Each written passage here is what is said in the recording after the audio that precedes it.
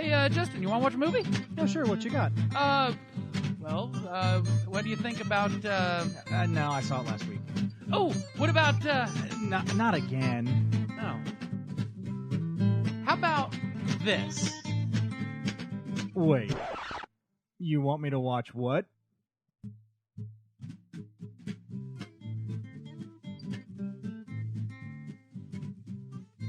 So what'd you think of Open Range? It was pretty. It was pretty. It was pretty. So, for those of you who are joining, willkommen. You have reached You Want Me to Watch What? Podcast where Justin and I, who've seen dozens of movies between the two of us, watch things that the other one hasn't seen. So, this week, we watched Open Range. We're going to spoil it. If this is your first time, I'm about to tell you the entire movie. If you really want to see it, pause. Welcome back. Yeah. So, set in Montana in 1882, we meet, quote, Boss Spearman. It's not his real name, but that's what everyone calls him.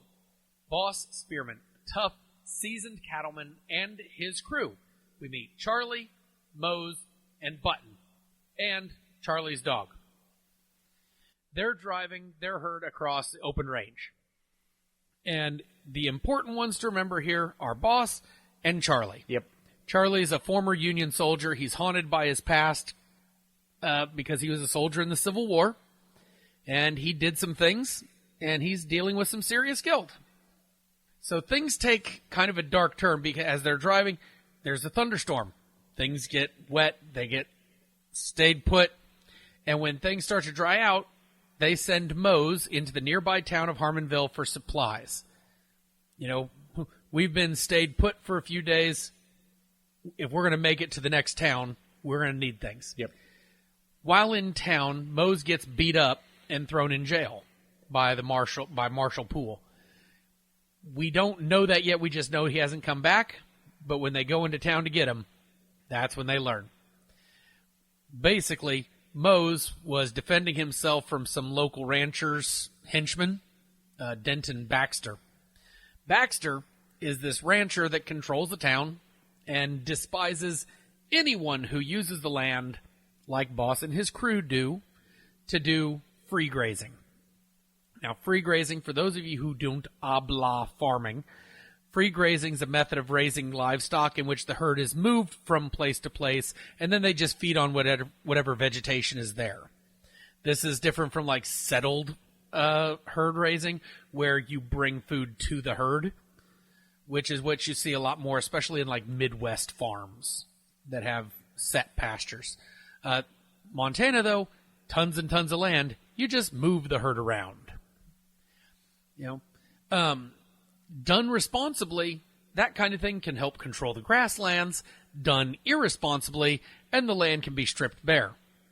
Baxter seems to assume that everyone that free grazes is going to just strip the land to nothing. Now, in that town, the only person willing to stand up to Baxter is Percy. He's the guy who runs the stable. So Boss and Charlie, they're worried about Mose. They go get him out of jail, realize how beat up he is. But before they can get him out, they're threatened by Baxter, who says, you got to leave town by sundown. Well, Mose is beat up so bad that they have to take him to the doctor, which means they're not going to be out by sundown. But he gets tended to. Charlie meets the doctor's assistant, Sue, and immediately feels a spark, but because he thinks she's married to the doc, he doesn't want to overstep. Mm-hmm. What an honorable killer. He's not. That's what he keeps kind of making himself out to be. So, things go from bad to worse, because since they don't leave by that time, they get scouted out by some masked riders. Now, Charlie and Boss sneak up on them, and they strip those riders down, they break their guns, they spook their horses, they tie them up, hit one of them in the face. You know, they take care of those scouts that are getting ready to do something to their herd, only to get back to their camp to find the camp has been trashed. Mose and Charlie's dog are now dead, and Button, their other their other man, has been shot in the chest and is seriously wounded. And that was by a gunfighter in Baxter's employ. Now, Charlie and Boss are furious. They vow revenge once they get Button to the doctor. And over the course of the next, and this is like over the course of the next hour and 20 minutes. This is a long movie. Mm-hmm. You know, they kidnap, sort of, the sheriff and his men with the help of Percy and some stolen chloroform. And by kidnap, they tie them up and hang them in the jail. Over the course of this, Charlie also learns that Sue is the doctor's sister, not his wife. So then we get some of his exposition of backstory, his past, his feelings, his PTSD, which isn't called that, but is definitely played as PTSD. Oh, yeah. Until we get to showdown time. Boss and Charlie gear up for battle with Baxter and his men. And before things kick off, they share a rare moment of vulnerability, swapping their real names. You know, where we learn that Charlie's real name is Charles, and Boss's real name is Bluebonnet. And if you tell anyone, I'll kill you. They do that. They enjoy candy bar each and a bit of a cigar before getting into a gunfight. Brutal gunfight. Oh, yeah. You know, Charlie kills the gunslinger man that killed Mose, and there's a lot of people die. The townspeople who have been cowed and were too afraid to speak up before finally rise up against Baxter and his men, and in the end, Baxter, he's trapped in the jail, and Boss finishes him off. The dust settles. Charlie and Sue have a heart-to-heart. Charlie decides to leave the cattle business for good, comes back to propose to Sue. She says yes. And Boss and Charlie, with Button now back on his feet, they plan on taking the cattle where they're supposed to take them and sell them, and then return and take over running the saloon because the guy who ran the saloon is now dead. And they leave the open range behind for good. Credits. After a long movie, you know, and it's 139 minutes, so like 220. So, the movie is long, but it's pretty. That seems to really be the case with Westerns, I think. I think that is the hallmark of Westerns, is that you are going to get gorgeous scenery. Yes. You know, and the cast for this, the top cast, so just the top 4 roles in this, are Robert Duvall as Boss Spearman, Kevin Costner as Charlie, Annette Bening as the doctor's sister, Sue, and Michael Gambon as Baxter, the corrupt, or not the corrupt marshal, but the evil rancher. That's a really good cast. It is. And that is not taking into account that Mose is played by Abraham Ben Ruby, that I knew from George of the Jungle. He was the bigger henchman that argues with the narrator.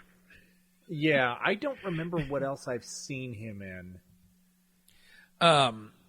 He was in Parker Lewis Can't Lose. He was in Without a Paddle. Okay, I did see Without a Paddle. He was on ER, the TV drama, for a real long time. Okay. And then, of course, Michael Jeter, in his final live-action film role, was the stable owner. He's probably best known for playing Edouard Delacroix in The Green Mile. Mm-hmm. Just fantastic cast. Oh, yeah. So that's me gushing about that. Tell me what you thought. Well, like I said when we started, it was beautiful. I mean, the first, 15 minutes maybe, just beautiful panoramic shots of the countryside with, the cattle moving through, in and out and whatever, and just, like you said, that's a good hallmark of a Western, is just beautiful scenery. Even older Westerns where it's still kind of grainy quality and hasn't been cleaned up, you can still tell the land is beautiful. Yeah. I'm like, okay. When I first started watching, like, okay, at the very least, I'm going to be entertained by the scenery.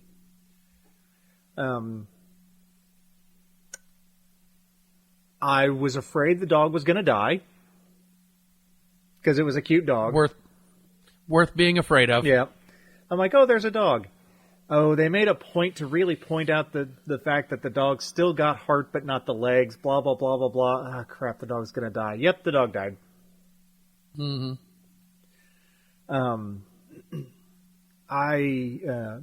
Maybe it's standard for that time or whatever, but there were just a few plot holes that I'm like, okay, just the speed in which Charlie and Sue, like, oh, well, surely we are in love now. I'm like, okay, but, 1800s, it's hard to tell how quickly stuff moves. Mm-hmm. I'm like, you all have been through a lot together in the last 24, 48 hours. Maybe slow it down a little bit. Get to really know each other. But that's just my 21st century sensibilities. The cast, I have no notes in terms of the casting and whatever. I really know Michael Gambon from playing Dumbledore. That's the first thing that comes to mind. So it's really cool to see him play a villain. And he may have done that in other stuff, but it's just like, oh, okay, we got evil Dumbledore. So this is one of my fun facts about Michael Gambon. Yes. Is he was one of the original members of the Royal National Theatre and started his acting career with Laurence Olivier. No shit. Yeah. Okay. So his film debut was in Othello. Holy back in like crap. 1965 with Laurence Olivier and Maggie Smith. Okay. I mean, I have no notes on this man as an actor. Everything I've seen him in he's been really good. But wow, okay. Mm-hmm. So I'm honestly a little surprised that you've not seen The Life Aquatic with Steve Zissou. I have. Is he in that? Yeah. Okay, it's been forever since I've seen it, so it's one of those things that it's probably slipped my mind. But no, I've seen that. You say that's one of those films that's like, I'm not a huge fan of some of those things that Wes Anderson does. Yeah. I like some of it, and some of the you'll think less of me, but don't hate me. Okay. I'm not a big Bill Murray fan. Which I like. It surprises me that you say that, but okay. Well, I like Ghostbusters. Yeah. I like Groundhog's Day. It's just the older Bill Murray gets, the less I'm charmed by him. Okay, that's fair. That's fair. And so that's why I'm trying to remember who he played in that, but anyway, go on. That's another topic for another time, but it's a movie we've both seen, so it'll never end up here. I mean, I don't have a lot to say about the movie that you kind of haven't already said. The acting was good. The story was okay. I did enjoy like the morning of the shootout where they go into town and everybody's like fleeing. They're like heading for the hills, except a few shopkeepers. They go in. Their boss is buying cigars. He's buying chocolate. He's talking to the shopkeepers, like, is this good? Well, I can't afford it. I've never tried it. Well, that's a shame. Breaks him off a piece. Here, try it. that whole. What do you think? What do you think? That whole thing. Okay, yeah. You're probably gonna die. Okay, yeah. And you're gonna die. Go out with a belly full of chocolate. There you go. And then the brutality of the gunfight. That was very well shot and choreographed and filmed. And just like, oh, wow. And then to slowly start seeing the townsfolk, like, enter into it. Not just, the stable guy. Michael Jeter's character, and as soon as I've looked Percy. Percy. Yeah, not just Percy, because he was, like, helping him out from the beginning. But then you see other people start to actively start firing on these guys. I'm like, okay. And so the first shot fired was, you said he took out the gunman that killed Mose. Charlie didn't just take him out. He walked up to him, put a bullet right through his forehead, and that's what kicks off the gunfight. It is one of the best moments, joke, of this movie, because everything builds up to these two quote-unquote killers meeting each other. There's conversations around it. It's like, you'll be able to tell. He'll have a look to his eyes. He'll have a certain face. He'll all this stuff. And he walks up and he says, "You the one that killed my friend?" "Yeah, I did. Killed the dog too. Shot the boy. And I liked it." Yeah. And Charlie pulls a gun, shoots him in the middle of his forehead. Yeah. And basically, we're off. And the smugness on Butler's face during that conversation. You don't see him much during the film. He's alluded to. But he shows up and he's got this better than thou smug look on his face. Like, oh yeah, I'm going to walk away from this unscathed. Dead. Yeah. Like, okay. Just beautifully done. Beautifully done. And then at that point, it's just a matter of thinning the herd. Yeah. So, the only two things else that I want to talk about, that one alludes to what you had said about it being beautiful. Mm-hmm.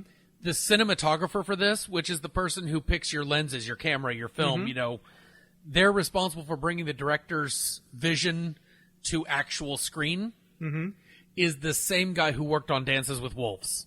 That does not surprise me. And so Kevin Costner directed this. He didn't just act in it, he directed it. So, of course, he picks the people that, he likes to work with. The other thing is that they spent $1 million to build the town from scratch because Costner didn't like any of the Western towns that were available to him. Nice. And so it started with a $40,000 road that had to be built to get the supplies to the location to build the town. All right. It took them 7 weeks to build it, and there were over 225 head of cattle on set that required actual professional cowboys to do. Wow. So, yeah. I don't have tons to say. It won a couple of awards. It didn't win any Oscars. It is probably important to note for when this came out. So this came out in 2003. Yes. So 6 years after, or not 6 years, 4 years after The Matrix. Mm-hmm. And The Matrix had made bullet time so popular that there was hardly any movie at all that came out with gunplay that didn't slow things down. There is not a single iota of slowdown. There's no slow-mo, no bullet time, no nothing. When the gunfight starts, it is all happening in normal person time. Yeah. The slow time is the movie building up to the gunfight. Not saying it's bad, but it can be a bit of a slow burn at times, and then you hit that last 20 minutes and you're like, holy crap. Wait a minute, what do you mean there's credits? So, this is a see it from me. It's not necessarily a see it all the time because it's long, because it is a mood piece. Mm-hmm. Absolutely. With an action scene to end it. But it's a see it from me, especially on one of those like lazy days where you just want to, you know that you're going to be kind of looking at your phone every now and again too, and you just this is a relaxed kind of movie on a Sunday afternoon. Yeah. And I recommend it. As do I. I mean, it's a relaxed day kind of movie, not a laundry movie, because those you are in and out. This is you're going to sit down and watch this. You may not pay full attention, but you're committing to sitting down and watching it. And absolutely. If the weather if the weather outside is crappy put this on because at one point there's a torrential downpour and you'll feel at home. Yeah. There's a lot of time in this movie where nothing is being said. Mm-hmm. There's things going on, but nothing's being said. And so, yeah. All right. Before I belabor the point, that's good enough for me. Good enough for you? Good enough for me. Good enough for you. All right. See it from me, see it from you, and it's your turn, my friend. I think I got something.